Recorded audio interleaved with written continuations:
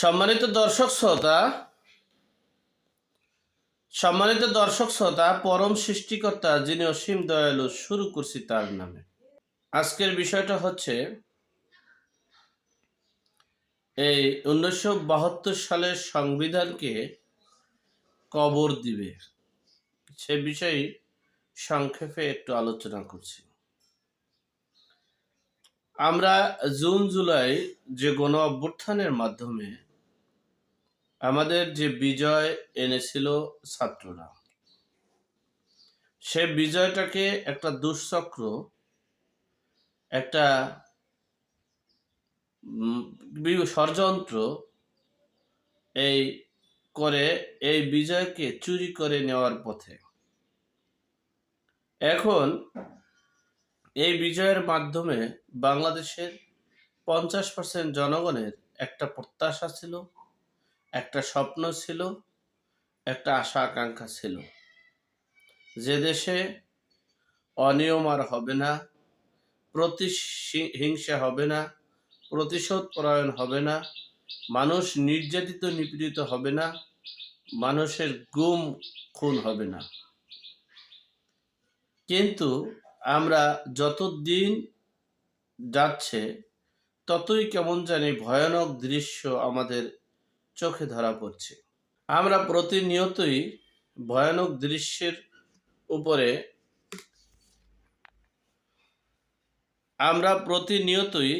ভয়ানক দৃশ্য দেখতেছি, একটার পর একটা অপকর্ম দেখতেছি, যেটা জাতি কখনো স্বপ্নেও ভাবেনি, কল্পনা করা তো দূরের কথা, স্বপ্নেও কোনোদিন ভাবেনি।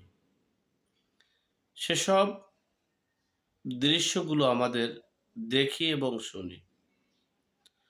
আমরা শুনেছি যে গত 15 বছরে যারা অপরাধ করছে, প্রত্যক্ষ অপরাধের সাথে সম্পৃক্ত যারা ছিল, তাদের বিচার করলে সেটার জন্য এদেশের মানুষ 80% থেকে 90% মানুষ খুশি হতো যদি প্রত্যক্ষ অপরাধীকে বিচার করত।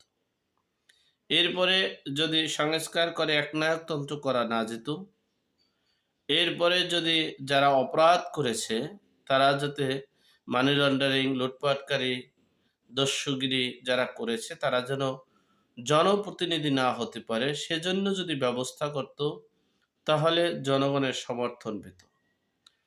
এরপরে একটা এই ছাত্র জনতারা, তারা সমন্বয়কারীরা, বৈষম্য বিরোধী ছাত্ররা, তারা একটা রাজনৈতিক দল করবে। সে রাজনৈতিক দল করে দেশের আপামর জনগণের প্রত্যাশা পূরণের লক্ষ্যে তারা জনগণের প্রতিনিধিত্ব করবে, সে কাঙ্ক্ষিত লক্ষ্য করেছে। সেখানেও দেশের 20 থেকে 30% জনগণ প্রত্যক্ষ এবং পরোক্ষভাবে মতামত দেওয়ার পথে। কিন্তু দুর্ভাগ্যবশত প্রতি মাস, প্রতি মুহূর্ত, প্রতিটা সপ্তাহে আমরা এমন কিছু দুর্ঘটনা দেখছি যেটা মানুষ, এদেশের সুশীল সমাজ কেউ স্বপ্নও ভাবেনি যে এভাবে হবে।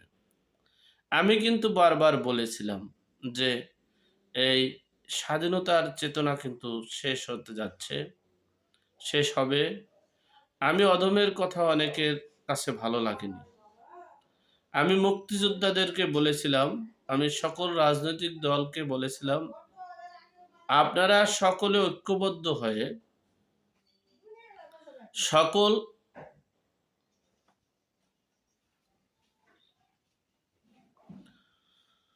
সকল রাজনৈতিক দলগুলো সমন্বয় করে একটা জাতীয় সরকার গঠন করুন দেশকে রক্ষা করতে চাইলে।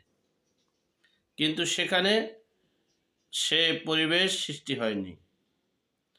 এরপরে জাতীয় সরকার, আমাদের এই সমন্বয়কারী বৈষম্য বিরোধী ছাত্ররা একটা জাতীয় নাগরিক কমিটিরা, তারা একটা রাজনৈতিক দল করবে, জনপ্রতিনিধিত্ব করবে। সেখানেও আমরা মোটামুটি দেশের 20 থেকে 30% জনগণ সমর্থন করেছিল।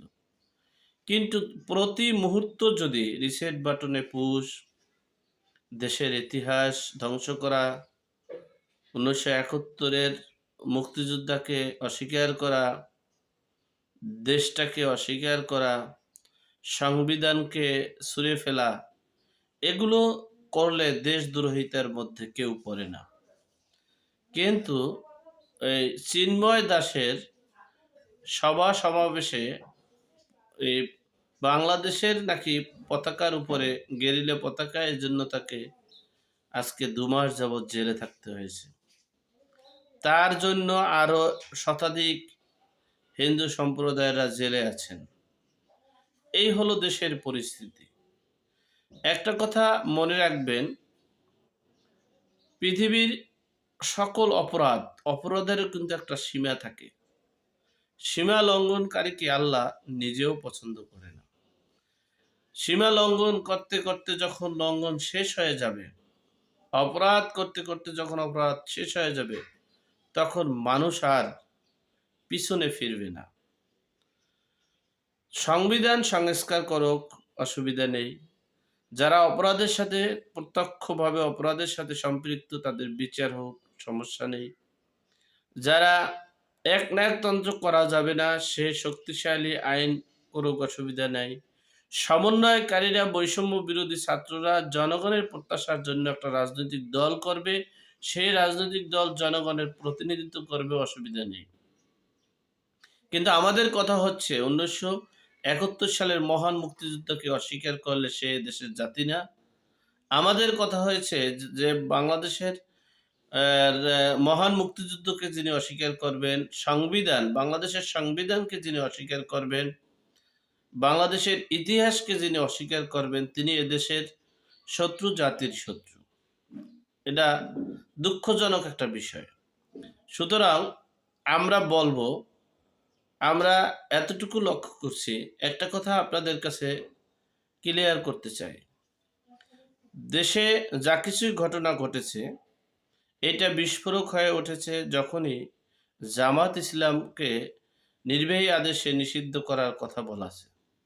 তখন থেকেই কিন্তু এই বহির্বিশ্বের পরাশক্তিগুলো, প্লাস বাংলাদেশের এটা ইতিহাস, সেনাবাহিনী, অবসরপ্রাপ্ত যারা সেনাবাহিনী থাকেন তারাই কিন্তু বড় বড় চক্র, তারা বিভিন্ন দেশে যায়, বিভিন্ন দেশের সাথে একটা সম্পৃক্ততা করে, এই সেই করে তারা এদেশের একটা চক্রান্ত করে। ইতিপূর্বেও করেছে, বর্তমানেও করছে, সামনেও হয়তোবা করবে। যাই হোক, আমরা একটা কথাই বলবো, দেশকে, দেশের সংবিধানকে, দেশের মহান মুক্তিযোদ্ধাকে ঠিক রেখে, স্বীকার করে এরপরে আমরা আমাদের ২০২৪ সালের ৫ই আগস্টকে স্মরণ করব, স্মৃতি বিজড়িত করে রাখবো, স্মৃতি রাখবো, কিন্তু প্রতিহিংসা করব না, প্রতিশোধ পরায়ণ হব না, দেশটাকে ধ্বংসের দিকে ধাবিত করব না। আল্লাহ আমাদের সকলকে সঠিক জ্ঞান দান করার তৌফিক দান করুক। আমিন। আসসালামু আলাইকুম।